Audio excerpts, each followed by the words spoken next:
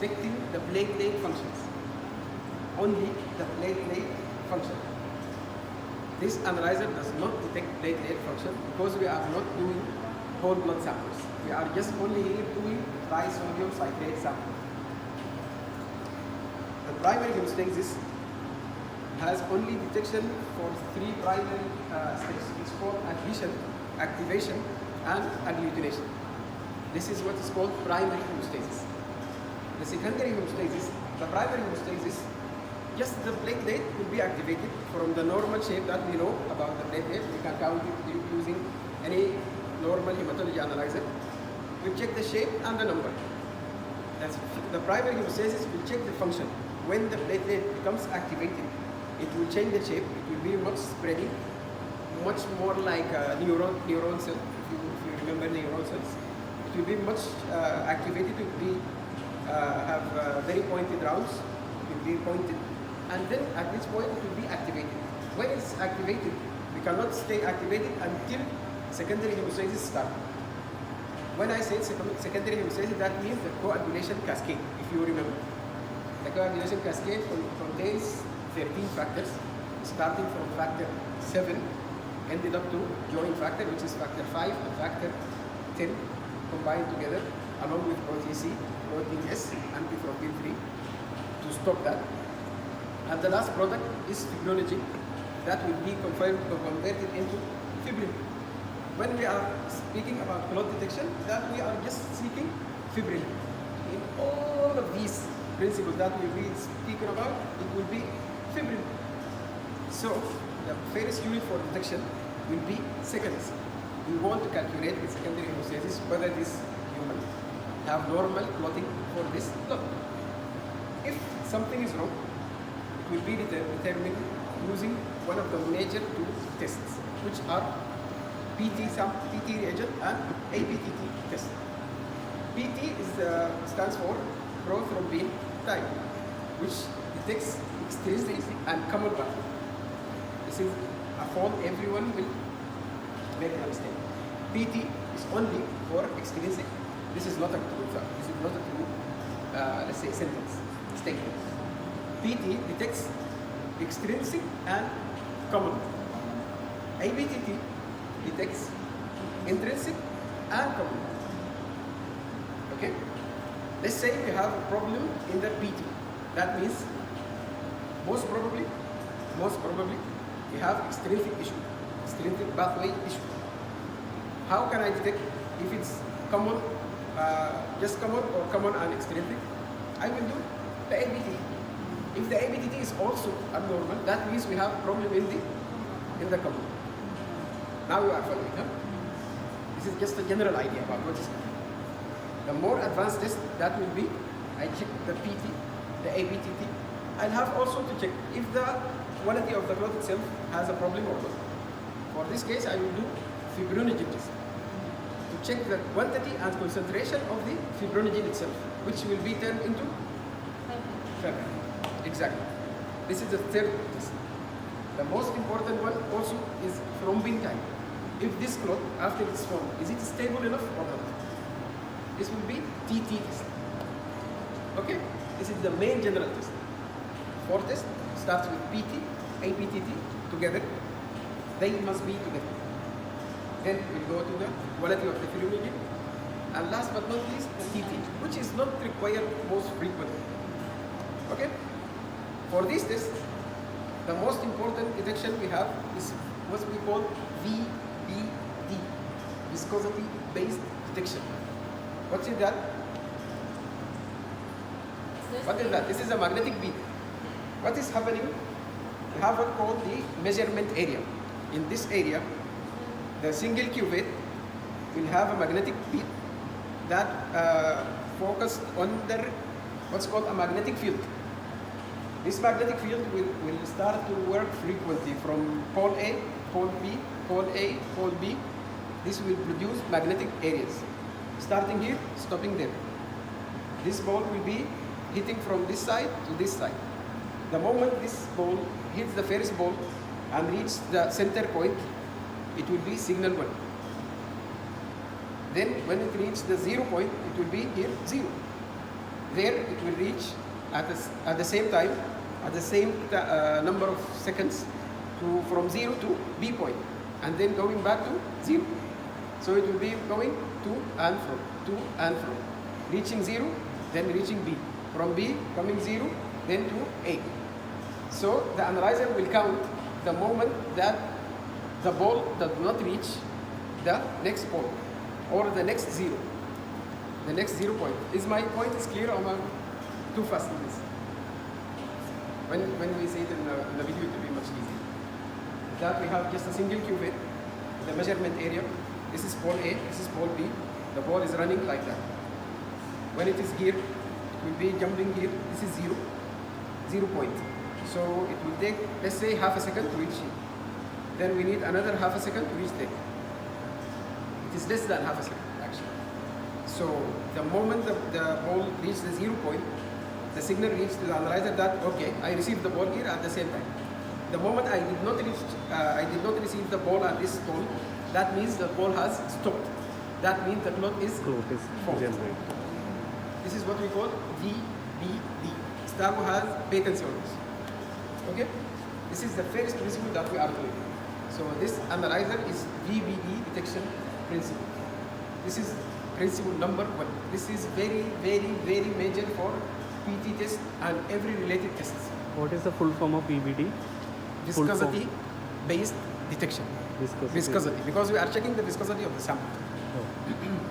Some other people, some other let's say companies say it is mechanical detection, which is it is completely true. This is mechanical detection. It's based on the mechanism of the ball movement. If the ball stops, then the second will be counted. The normal, for PT is up to 14 seconds. The normal for ABTT is up to 50 seconds. Some people, some other references, ISTS say 45. Okay, seconds. If we have prolonged samples, if we have prolonged PT test, I will not say it is prolonged. I will write a number until I reach 2 minutes. If it is more than 2 minutes, then I will put on my comments or remarks that it is prolonged test. So the main unit for detection for us is seconds. This is the first main unit. Now, some people does not do that. Why? Because there is variations. Some people use some PT reagents, some other use another PT reagent. The constituents are not the same. So we came up to another unit which is called the ratio. The ratio, what I'm doing, I'm trying to standardize my test. Some STAGO using a reagent that will give them PT reagent of 12. Another company, the same analyzer, a little bit similar reagent will give you 11.8. So which analyzer am I using? We have to standardize that. Standardizing means I have to insert a factor to make everything runs on the same workflow. That factor is called ISI, International Standardization Index. Okay? There is a formula for that to calculate and convert from second to INR, International Normalization Ratio. Normalization means I'm trying to make everything up to close to the normal. So that means this analyzer has a different ISI number. What is ISI? The company brings 100,000 samples and run PT test to check the reference time. This is what called International Standardization Index. No normal lab can do that. This is only done by WHO and the company itself. So the company is forced to produce more than 100,000 results, and it is being confirmed by WHO and ISTH, which is the most reference, let's say the reference entity to standardize every coagulation test. So the moment that happens, then this reagent will be with this ISI. So the first comment for you, when you are running a new PT only, this is only for PT, not for ABTT. Because ABTT is much stable than PT. There is different mutations in the human blood that will make a little bit variations in the PT results. But for ABTT, it is much stable. This is point number 1. We have to change the ISI when I open a new box of PT. Everybody must write that down. The moment I receive a new PT test, the analyzer will force you to do that. But let's say you are using semi-automated analyzer, you are using manual analyzer, you have to change to your ISI and calculate. I will share with you the formula. It is very simple, very, very simple. What you will do, you get the reference time, you will run QC sample, you will multiply the reference time to the QC sample to the power of ISI. Then you will get the INR. The INR. The INR is the International Normalization Ratio. The doctors are not using the PT in seconds. They are using INR, which starts from 1.2 up to 8. From 1.2 until 1.9, it is normal. It is normal to uncontrolled normal. The moment I'm using the INR, that means the pathologist, in our case, Dr. Maisa, she must know which INR the patient is following now for monitoring tool. This is a monitoring tool. PT test is not a monitoring tool. The most tool for monitoring is INR test. Okay? Are you following me, or I'm just more simple? The fourth test will be anti-10A. Anti-10A is basically a drug, just like any other drug, just like heparin. Anti-10A is a specific drug you give to the patient when he has high coagulation. You will just break down the factor 10. Why factor 10? If you remember, we said on the common pathway, there is factor 5 and 10 complex. So I will give the patient just anti-10A to A means activated factor 10. 10A, A is activated factor. If we say 7A, that means factor 7 is activated. When it's activated, it will activate the other one. This is why it's called cascade. Okay? So when I'm checking anti-10A, that means this patient has problem and the doctor is giving prescription for certain drugs, which is anti-10A drug. So I need to evaluate whether the concentration of this drug that the patient is using, is it enough or not? The result for detection is not ours. The decision is always the pathologist. Okay? Test, which is very famous in 2020, was the test of choice. Exactly. It was a very good indication in COVID-19. But it is basically to detect what special cases that happens most likely in females, what's called DVT, deep venous thrombosis. That means there is a thrombus that is formed in the very minor venules in the leg. But this very small clots will move down through circulation into the pulmonary circulation and cause a fatal state called PE. D-dimer is usually used to detect DVT and pulmonary embolism. Okay? It has a very what's called negative predictive value. Let's not get into deep. I'll give you this information one by one. So it will be too much information for you. It's not. Very second, the name of the principle. ببساطة شديدة mechanical detection. Blood application. إيش؟ mechanical detection. Viscosity-based detection. VBD. This is principle number 1. When I say this reagent, I just want you to, when I ask question, nobody will be lost. But what this guy is telling, no? It is very simple. And I'm telling everyone, if I know it, everybody will know, because I'm very stupid by the way. I'm very stupid. I'm not a fast learner at all. Okay? Just know the principles, everything will move on its own. When we are detecting any test using seconds, that means we are doing VBD. Viscosity-based detection. If VBD is too tough, just use mechanical detection. We are just detecting mechanical movement of the ball. The moment it stops, the counter will stop. That's it. Let's say we are checking fibrinogen. We can do fibrinogen by seconds, but fibrinogen in the human blood have very high concentration because we need it to be there. The factors are there, but the concentration for the factor in the human blood is very less. So fibrinogen is there, but with very high concentration, just like albumin. It's not like albumin, but it is there with very high concentration because we need it. So when I use the VBD technique to detect fibrinogen, it will just clot like that. 1, 2 seconds, it will be done. So mechanical detection will not be specific for detecting the right quantity of fibrinogen. So what do we have to do? We have to do another principle. In this case, we are detecting a protein. So it is recommended to do with that using chromogenic detection. Chromogenic detection. Which is chromogenic means everybody knows the chromogenic test. It's color-based test. So in this case, the ball is out of use, of no use.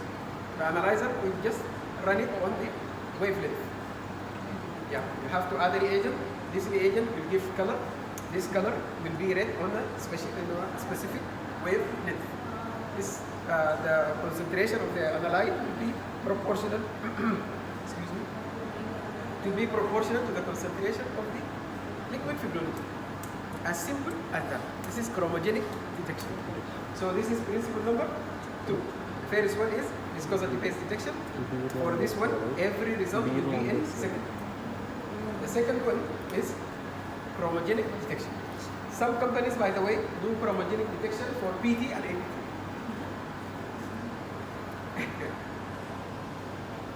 You know, there is 2 units for it. I can change it from here. Why I'm telling you this lecture? Because it will make your understanding very easy to handle the analyzer. So when someone is asking you, is it in seconds? I'll say factor. Okay, how can factor be in seconds? It must be in seconds or not? Don't ask yourself this question. You don't have to keep it in mind. Just know the main principles, everything will be followed. Okay, let's come to the factors assay. Anybody has any idea about the factors assay? How it is done? Have you heard of it before? The factors assay is one of the most simplest tests in the world. What is happening? I bring the, let's say, as I told you, factor, let's move with a simple one. The extrinsic factor has only two factors to detect. Factor 7, and that's it. Let's forget the other one. Only factor 7. What we will do, we'll bring the patient sample. Let's say he has prolonged PT and very normal APT. That means the common pathway is okay and the intrinsic pathway is okay. Only problem is in, there is another problem, maybe tissue factor, but it is very, very, very rare. Very rare. Almost close to 1%. Tissue factor is a contact factor. When the blood is contacting any tissue, but the endothelial tissue, it will be the tissue factor effect, then the blood will start immediately. So that is called tissue factor. It is there in every cell. This is why nobody can live without having tissue factor. Some people do, but this is very, very rare. Have you found any case, doctor? I have never seen. So when I'm detecting factor 7, let's say, it will come to my mind that, oh, this patient is for factor 7. So you will recommend to do the first thing, PT and APTT, to make just exclusions. APTT will be very normal because the intrinsic is okay. The common pathway to check if it's okay or not. If the APTT is normal, that means both intrinsic and common are okay. But I have a problem in factor or tissue factor. So what I do in factor 7 is not a test that will do, I will send the reagent of factor 7 and that's it. No, it is very simple. What you will do, you will distribute the sample and we are testing factor 7 reagent is a normal plasma that does not have factor 7. That's it. Nothing else. Every other factor are there with a very high concentration except for factor 7. So if the result is prolonged, that means this patient does not have factor 7. Then I will run the sample again with high concentration.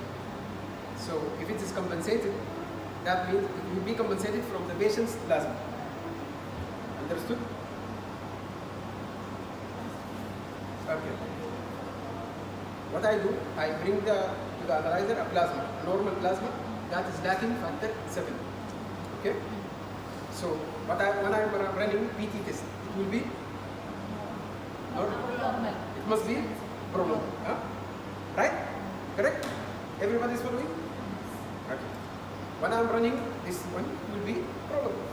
What I will do, I will add 50 let's say when I need to run PT test, I need to add 100 microliter of the sample, plus the reagent. What I will do in this case, I will take 50 microliter from the patient sample and another 50 microliter from the factor 7 deficient reagent. In this case, if the PT comes to normal, that means what? I'm just checking your understanding.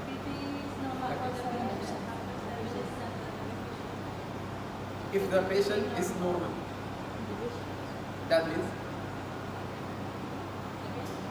okay. I will repeat the question very slowly. I added 50. I have done PT test.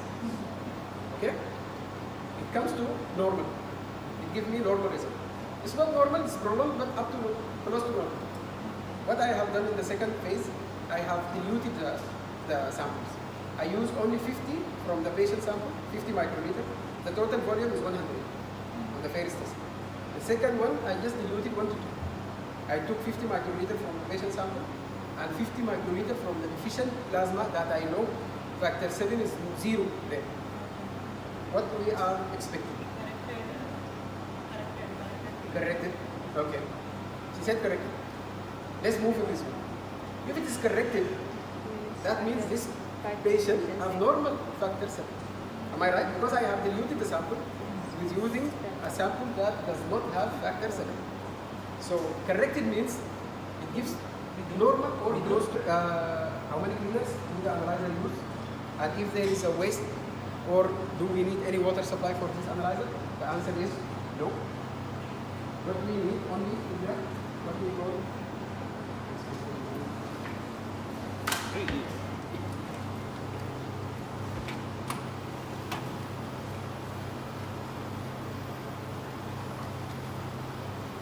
we are using STA cleaner, this one. When this one is depleted, what we will do is we'll remove this one and move this one as a waste container. What I will do, I will just remove like that. Okay? As simple as that. What else do we have? We have the probing module, or what's called sampling module. This is the hydraulic pressure that is being used for this sealing that I have shown you. This one, to add the sample and to remove the samples. Okay? For exact volume selection. This is the light source for what? Exactly. You want to see? This is the reagent holding board, and this is the sample holding board. Okay? Simply, this is the reagent area and this is the sample area. Okay. What is this? For every reagent, the temperature must not reach 37 degrees. Why? Because if it started at 37 degrees, this is the most optimum temperature for any coagulation factor to start the clotting technique. So the boarding area, the reagent area must be cooled. So this is basically liquid cooling glycol. Okay, what is happening when this fluid moves under the reagent area? It will give temperature around maximum 15 degrees. So it will keep it cool. Okay. So basically, this is the all part of the analysis. I didn't just show you the most important part, which are the mediums or the props. Okay. Now what is the temperature required? 50. 50. Yeah. 1.5. Yes. If there is any problem, it will give you alarm. Okay. I will show you. So what we have here is the liquid cooling area. Give me the This one is not formal. It's like liquid cooling glycol. It's a liquid used for cooling. Yes. Sometimes by the preventive maintenance, the engineer must change this filter. Yes. Okay. And the changing is very easy. Every 6 months. Unplug it, yes. You can just pull it like that and change it with there is a spare part. And what about the lamp? The lamp can be changed every 10,000 test time. 10,000. 10,000 working hour. There is a counter? Yes. There is on the list, there is a recommended change time. Okay. Please, Kusala, do the rest. No, you have to do it. You are going to load. Suppose here also we can do it from the product. Here is a loading products. Okay. Loader, But loader. For the easy purpose, you can see the what loader. Louder, louder. Louder. Louder. Loader. Louder. But for the easy purpose, you can go through the icon, okay, always. And before that, if you have some confused or you want to see what's going on, you can see, click here. This is the question mark, means everything you can see. This is very good, actually. Yeah. She started in a very good start. Before Whenever click here. if you just let It me shall just- notice, okay, there is this icon means pending. Is frequently it will come when you give to the run test. This is for the pending. It's running. It means the running. This is for the measurement in process. Is stop means something block. It will show like this one. And especially more common problem is this one stop, okay, pending block, and these two pending block, product block missing. If something icon it's here down some block, you are not able to run the test or whatever, okay. You have to find out what is the cause and what is going to miss, okay. So we are going to start. This is especially for the product. And before we start, this is the test panel. The Test main panel. menu is called test panel. The main menu is called test panel. This It one. contains Joan, test file, Yeah, this is the one. And with patient file, patient analysis, products, calibration, calibration, control, you see, methodology, methodology, and let's make it others. especially Okay. methodology we no need to touch here. No, you can do everything. But You can do later everything now. this I will one. show you everything. Okay? So you don't feel uncertain to anything. You know this sequence that I'm telling? It is what you will do when you start up the analyzer. The first step that you are doing, we just missed it because Kusalada by nature is doing it like that. The sign in option, you have two options. You will either use what's called the user password, or I will have my password, which is the super password. It will give me access to everything. Me, the administrator, and the engineer, each one has his own password. Anyone, that it depends on your policy. If you want to use a single password or different password for any user, all the options are there. So There is, okay, password let's and make this it one. step by step. Okay. In the test panel, the first sequence that you will be doing is going to the product. You cannot insert any sample unless you have the product. Am I right? So let's follow the product one by one. Let's make it fast because it is very simple. There is nothing complicated in that. Okay? So let's start from the first tab in the bottom. In the This is the product. This is the product reagent side. And whatever you want to load the reagent, you have to give to the barcode scan. okay. Suppose Why there is a like- reagent here? Because I'm doing for the daily maintenance. Okay. Okay. Now we can do the daily maintenance. Daily maintenance you can do it. Okay. Length time is 10 minutes. Then continue. One, it's a middle needle. It's called reagent needle. As simple as that. Reagent needle. Needle number 3. I will not tell you what number 2 will do because this is very simple. It takes the reagents. Needle number 3 is called trigger needle. Trigger needle. Okay. It also takes reagent. But what is the difference between 2 and 3?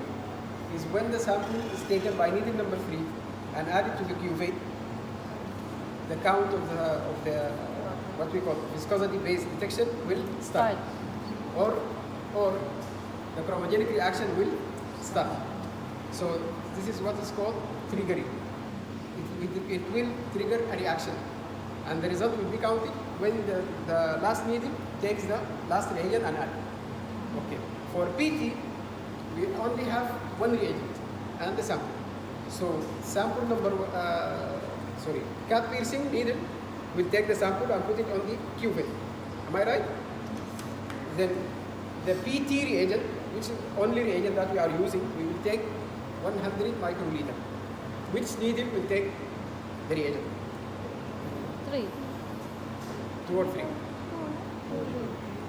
She said 2, you said 3. Who said 2, who said 3? Because it will trigger the reaction during the third. reagent needle. I didn't hear it. How many reagents? 3. 3 For PT, only one reagent. No, total reagents. 3. 2 is the reagent needed, 3 is the trigger needed. The trigger means that the reagent will start the reaction. Okay, trigger needle will PT will take trigger needle. Everybody is right except Mushala. I don't know why. Trigger needle because Start the Reagent also reagent. reaction start The reagent that will trigger the reaction. Okay?